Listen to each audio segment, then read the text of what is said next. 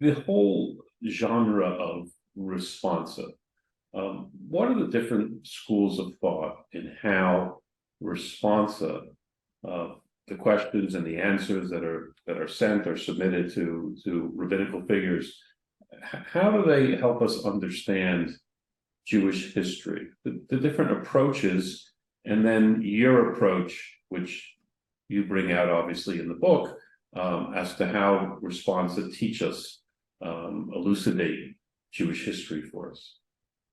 So let me describe three different uses, and they're not in competition with each other. They're just, these are different ways people have used them. For a very long time, since the 19th century, certainly, scholars of Jewish history and Jewish thought have used responsa on an ad hoc basis as a way of informing themselves and their readers about Jewish life. Here is a tshuva responsum about how things were done in Saloniki, in Salonika, in Greece in the 16th century. We'll bring that in addition to other sources to show how people lived their lives, how things were done, things like that, right? On a sort of individual ad hoc basis. There were a few people who wrote books or dissertations in which they tried to uh, talk about the life of a whole community based on one particular collection of responsa, Rashdam or whoever it might be, right, as a point of view to understand a whole community.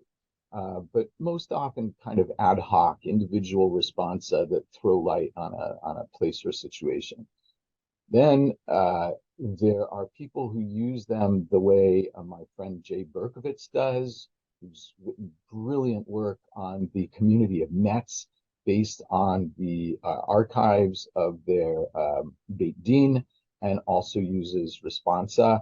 And he is interested in the rabbis. He is interested in seeing how the rabbis adjudicate, how they balance Jewish law and let's say merchant law or other types of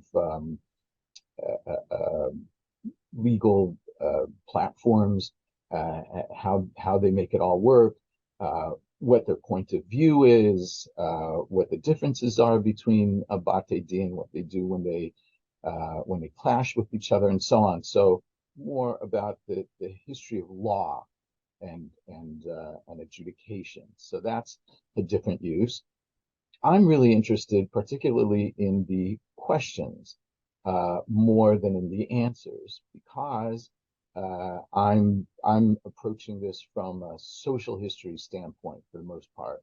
I want to know what life was like, and responsa are brilliant for that because uh, they combine the point of view of a rabbi who is responding and sometimes editing the question with what the person asking the question has to say.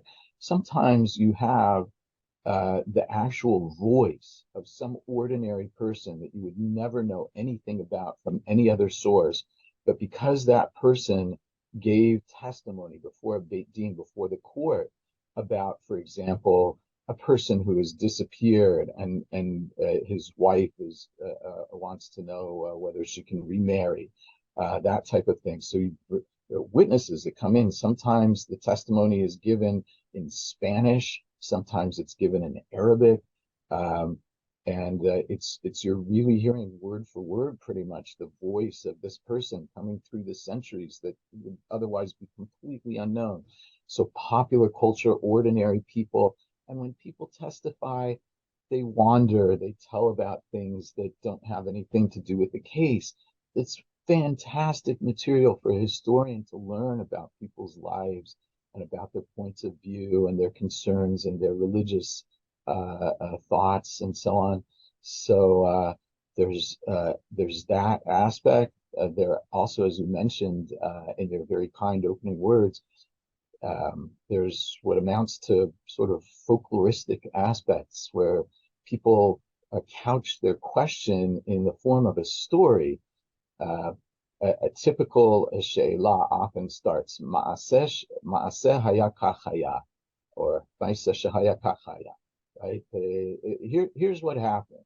And then they launch into a narrative. And you have sometimes autobiographical pieces in there. Sometimes you have stories. Sometimes you have people just wandering around, through the narrative, talking about bits of everyday life as they lead up to the point that they want to make. So that's what I was interested in, the sort of social history and the voices of the past coming through, especially of poorer people and non-literate people that we would never otherwise hear from.